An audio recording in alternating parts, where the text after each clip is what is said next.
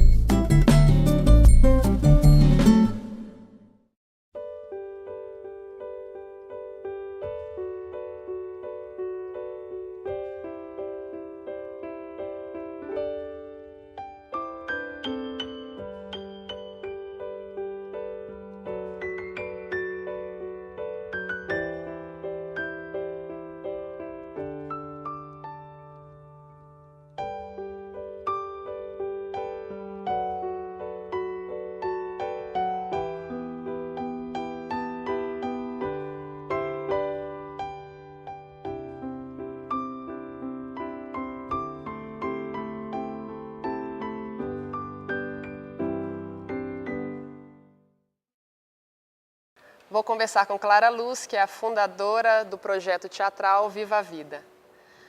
Obrigada pela sua participação e disponibilidade para conversar com a gente, Clara. Estou às suas ordens. Eu queria saber um pouquinho de como é que surgiu a iniciativa e a vontade de fundar um grupo teatral para pessoas com mais de 60 anos. Como é que aconteceu isso na sua vida? Olha, eu comecei a observar várias colegas, amigas, muito assim, clausurada, parada. Eu disse, por que não fazer um grupo de teatro, né? Então, lembrei que realmente seria interessante. Formei o grupo, nós éramos mais ou menos umas 20 pessoas, e convidei o Túlio Guimarães, esse grande diretor, para dirigir o grupo. E estamos aqui. E essa vontade de trabalhar com arte já acontecia anteriormente na sua vida? Já acontecia, mas na época criando os filhos, não tinha tempo, né?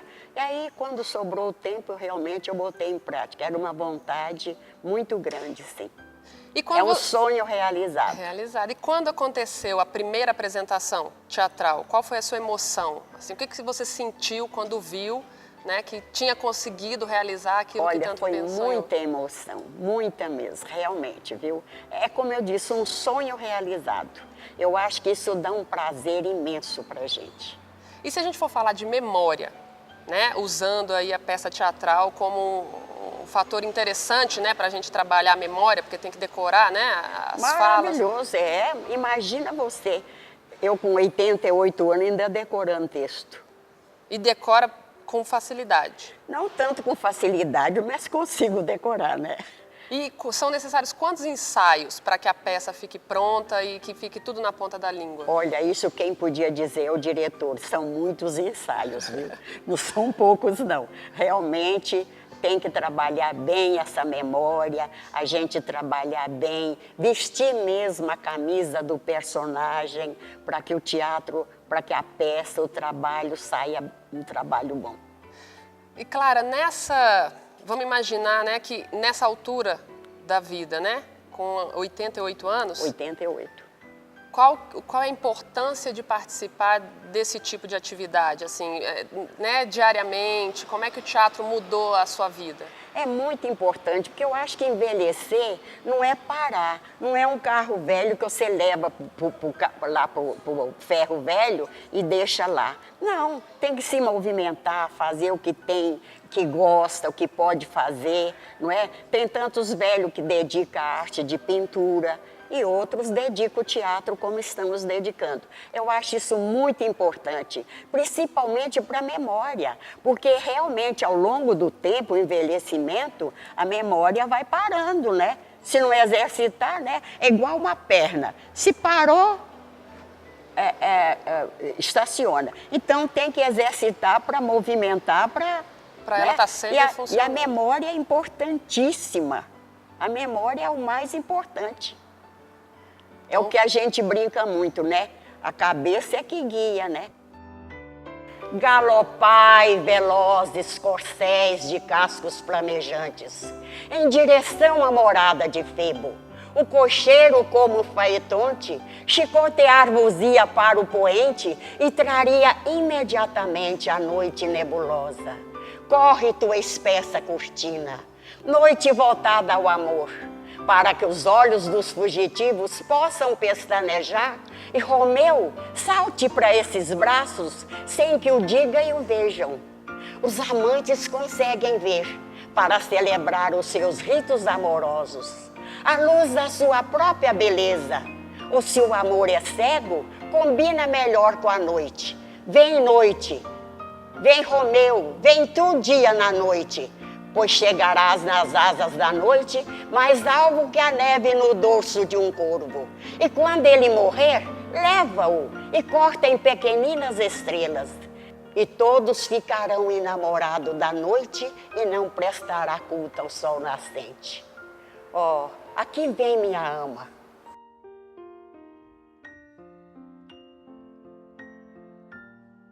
Vejo que realmente a gente tem que ir para frente, porque se ficar parado não dá. A gente já está com uma certa idade que precisa também movimentar um pouco, porque senão a gente cai, não. Eusebinho, adeus! Cuidado com o sereno, não apanhe friagem. Ai, quando saímos eu podia ter pingado em você o remédio no ouvido e esqueci.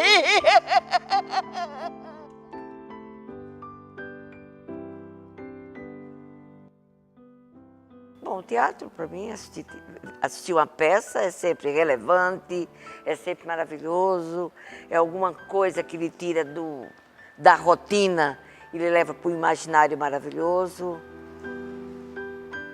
Dulce, não vá, Dulce, não me deixe só, não me abandone, pelo amor de Deus.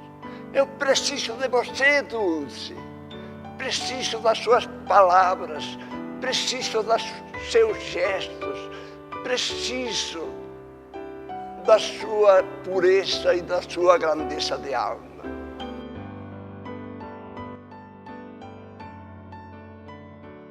Envelhecer não é você estar com um carro parado no estacionamento.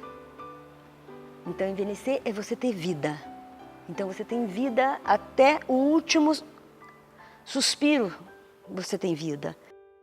O Bonifácio não existe, é coisa da minha imaginação. É que eu sou viciada em doces. Quando eu estou alegre, eu tomo sorvete para dar um friozinho na barriga. Quando eu estou triste, eu tomo chocolate quente para esquentar a alma. Quando eu imagino a boca do Bonifácio, eu como maçã do amor. E quando lembro que ele não existe, eu masco chiclete para cuspir de minha vida.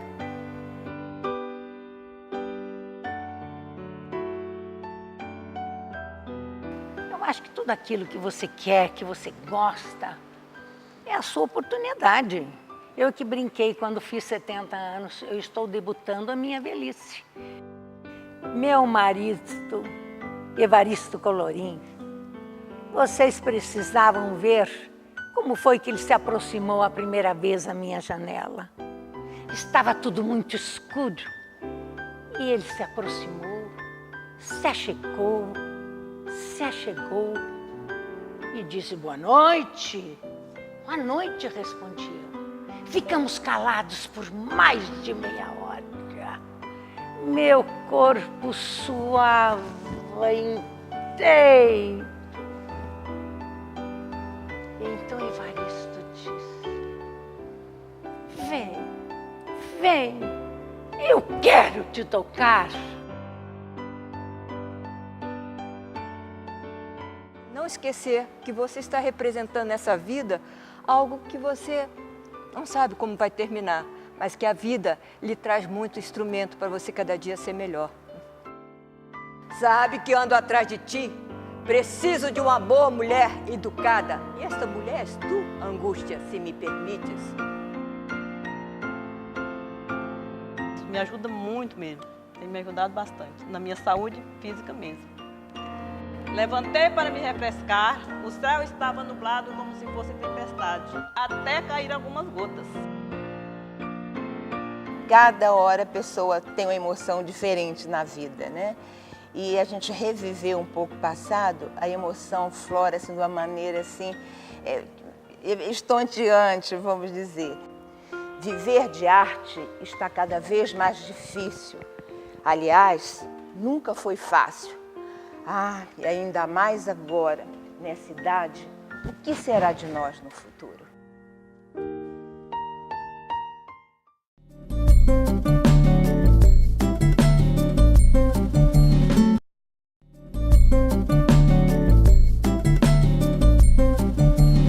Vamos conversar com o teatrólogo Túlio Guimarães, diretor do grupo Viva a Vida. Túlio, obrigada pela participação. Prazer enorme. Vamos falar um pouquinho do grupo. Como que começou, né, esse grupo tão interessante e bonito que você montou aqui? Então, a Clara Luz, como vocês viram aí na entrevista, é uma pessoa extremamente ativa, né? E eu estava dando uma oficina de teatro lá na Faculdade de Artes do Ursina de Moraes, onde eu dou aula já há mais de 20 anos, e ela apareceu lá para fazer a oficina, com os jovens, no meio dos jovens, na sua maioria adolescentes.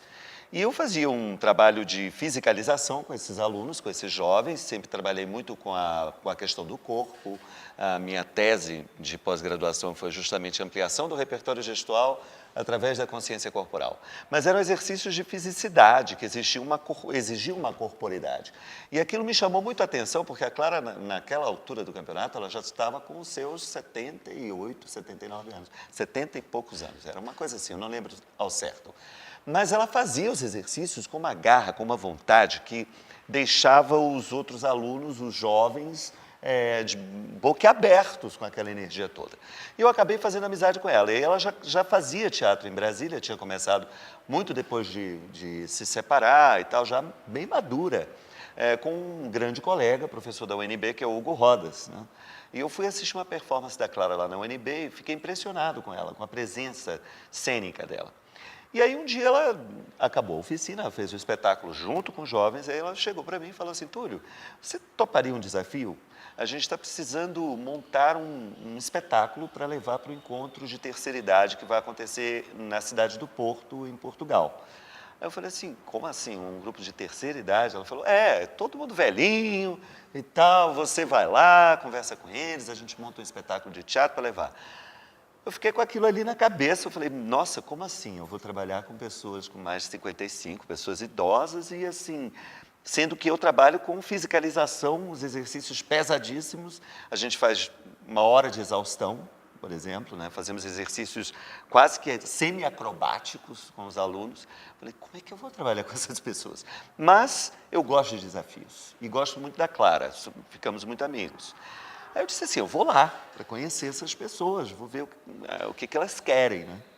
E cheguei justamente aqui nesse espaço, nessa sala, há 13 anos atrás, no ano 2000, e encontrei 20 pessoas com uma média de idade que ia de 55 a 80 anos, né?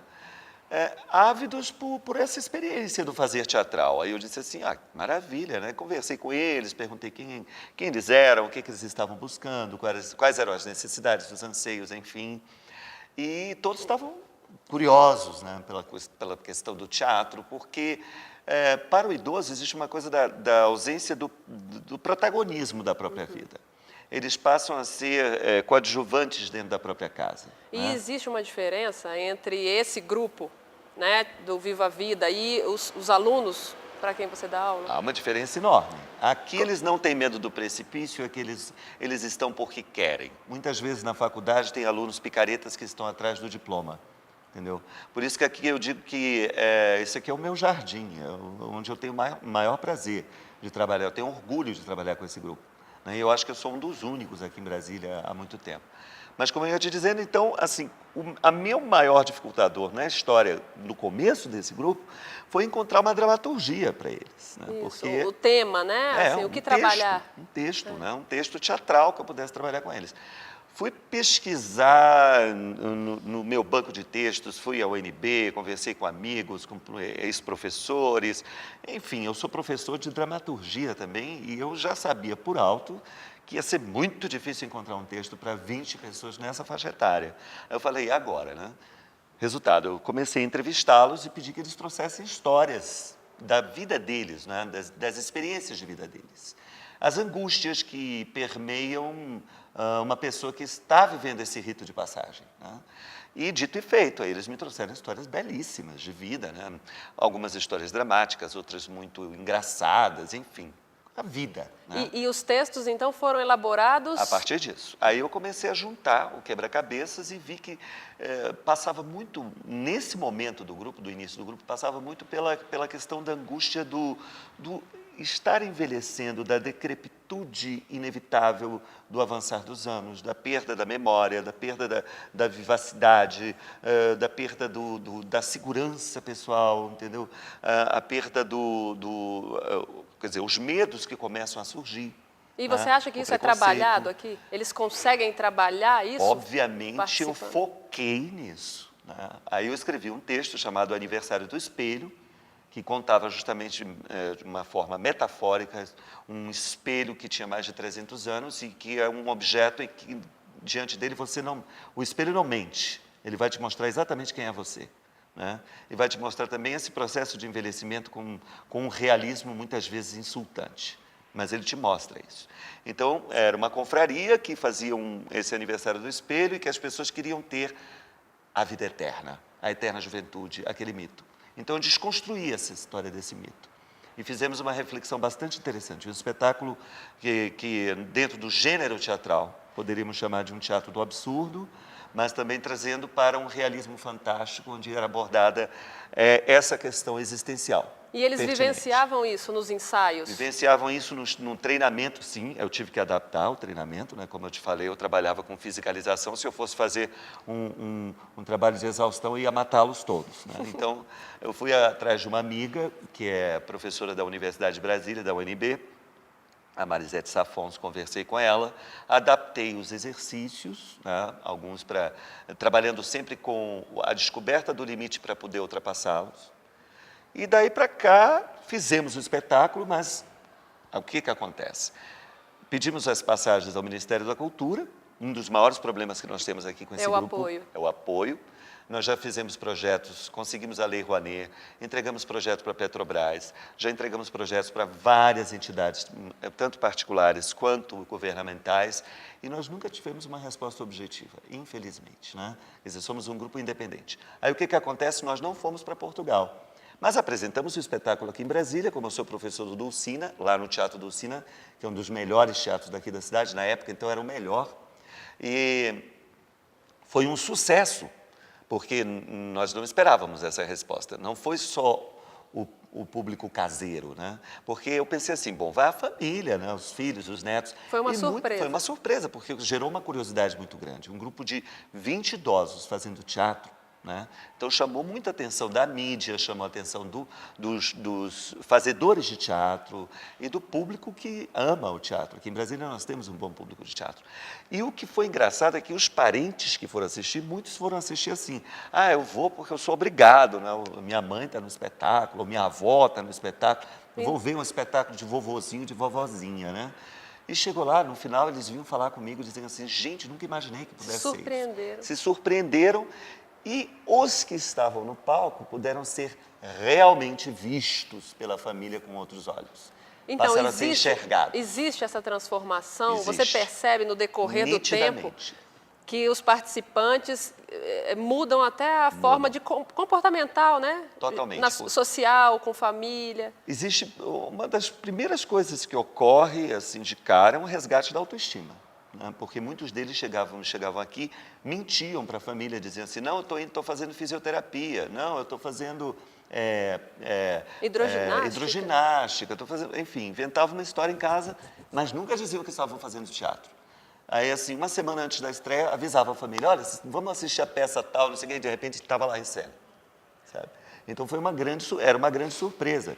Eles passaram a ser enxergados.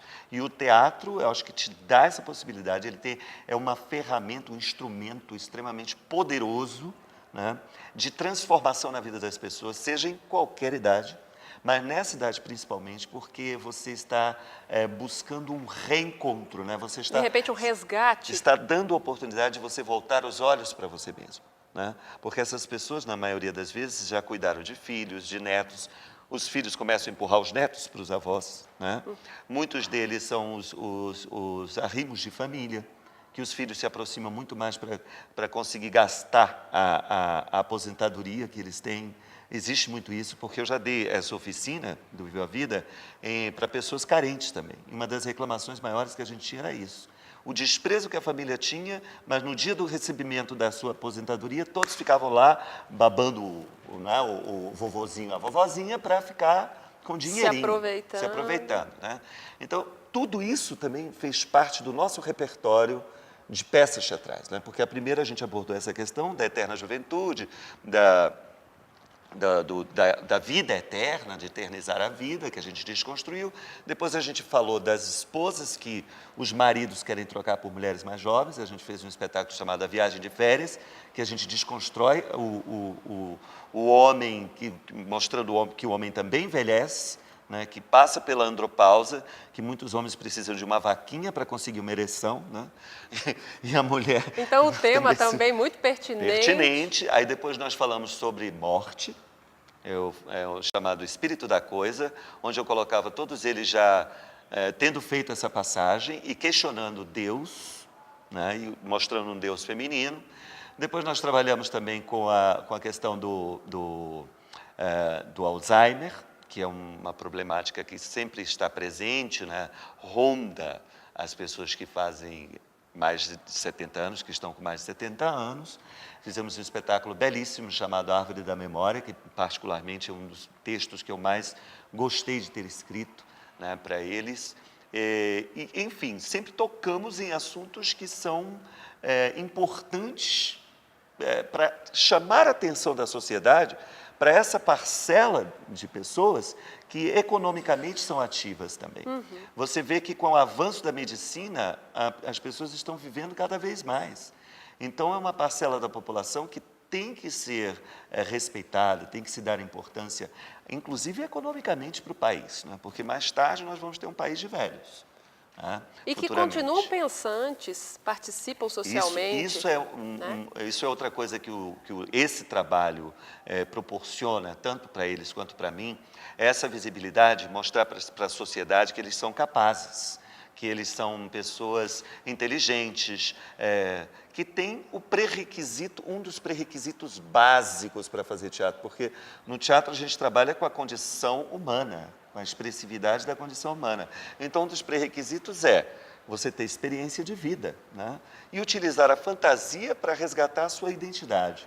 O que nos identifica na vida é a nossa capacidade imaginativa. E isso é importante estimular neles. A criatividade, a socialização também entre eles, né? A socialização com a família, com a sociedade. Muitos aqui já saíram do teatro para fazer cinema, para fazer comerciais de televisão, quer dizer, também serviu como abrir uma porta, um front de trabalho. Fizeram uma performance, uma das últimas agora, os dois diretores muito importantes aqui de Brasília, o Fernando e o Adriano Guimarães, que também são meus colegas professores lá na Faculdade de Artes, chamaram as atrizes do Viva a Vida para fazer uma performance no CCBB. E agora eu já estou sabendo que eles vão levá-las para fazer essa performance em outra cidade. Se não me engano, eles vão para Belo Horizonte com essa performance também. Maravilha. Quer dizer, então está abrindo. Eu chamei outras pessoas para escrever textos para eles. O Maurício Witzak escreveu um texto para eles. Chamei o Jonathan, que também pretende escrever, agora no momento ele não pode, mas ele também vai escrever.